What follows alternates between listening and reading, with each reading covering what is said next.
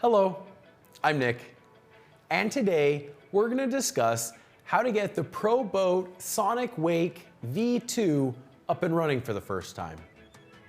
To start, remove the 4 thumb screws holding the canopy down.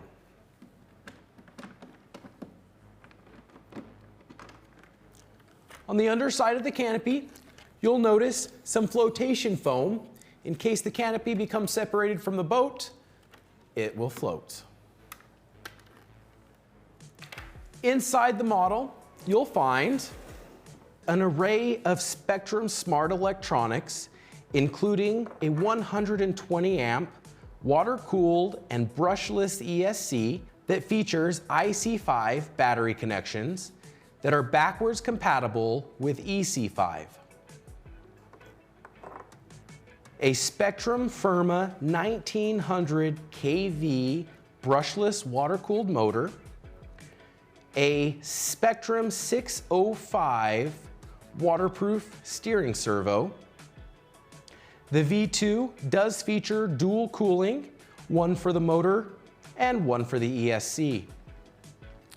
Up front, you'll find an oversized battery tray with hook and loop to secure your LiPo batteries.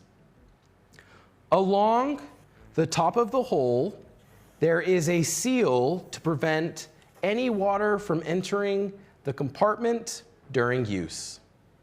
On the transom, or the back of the version 2 Sonicwake, you will find an all aluminum rudder with a dual water pickup, 2 adjustable trim tabs, 2 knife edge style steering fins, a black anodized propeller strut, followed by a drive dog propeller and held on with an 8mm nut. And finally, you'll see the water outlets for the self-righting feature of this boat. When installing the antenna tube from the parts bag, insert the receiver antenna into the tube, gently making sure not to crimp the antenna wire. Push the antenna firmly into the bolt hole, ensuring a tight and waterproof seal. Now let's install your LiPo batteries into the boat and get it powered on. First step would be to remove the canopy. When installing your LiPo batteries into the boat, first unhook the 3 hook and loop straps on the battery tray.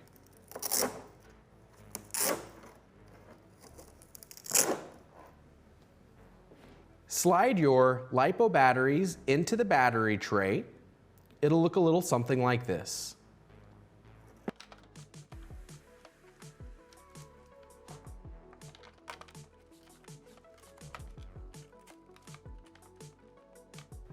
The oversized battery tray allows for the battery placement to be pushed forward or backwards, depending on the running environment.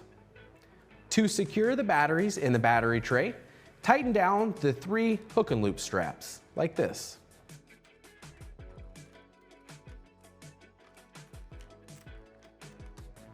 With the hook and loop properly connected, give the batteries a push and you'll see they won't budge. With the batteries properly installed in the battery tray, firmly grasp the plastic portion of the IC5 connector and press together firmly. You might hear a quick pop when you connect the second battery. That is completely normal.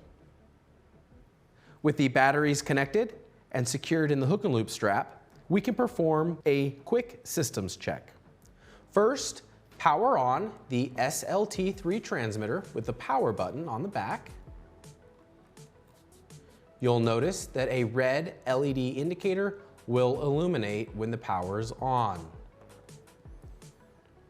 With the transmitter powered on, and the batteries correctly installed in the boat, press the power button and listen for the beeps.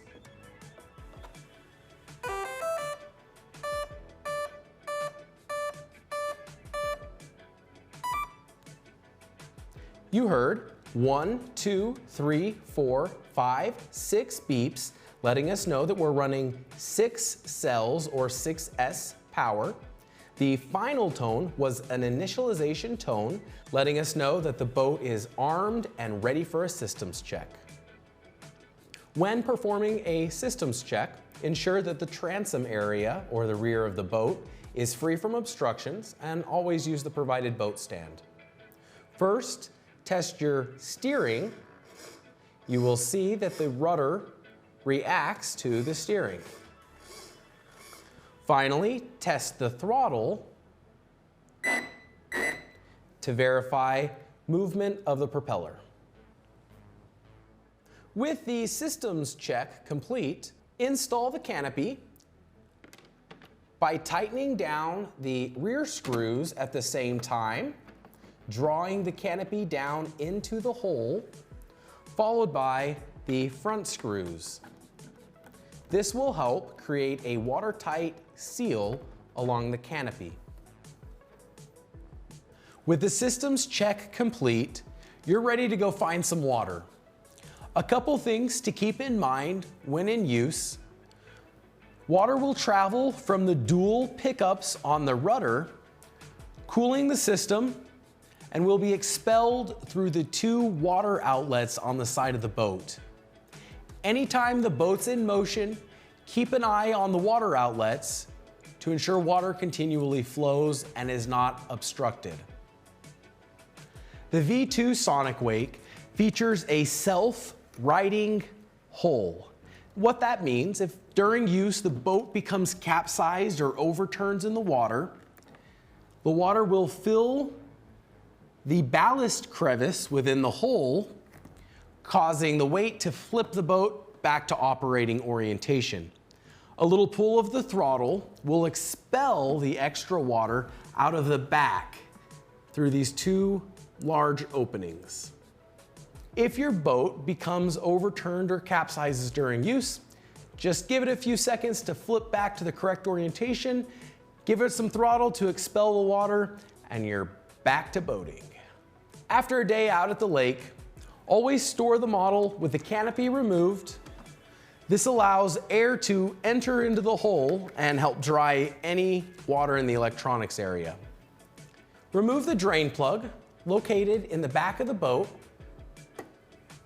also allowing air to enter in and dry the interior. With your drain plug and canopy removed, the boat is ready for storage. Keep in mind, every 20 minutes or after every run, you'll want to grease the prop shaft and allow the inside of the boat to dry. Thanks for following along. We hope that you have a Pro Boat fun-filled summer, and we can't wait to see you out at the lake. Until next time, goodbye.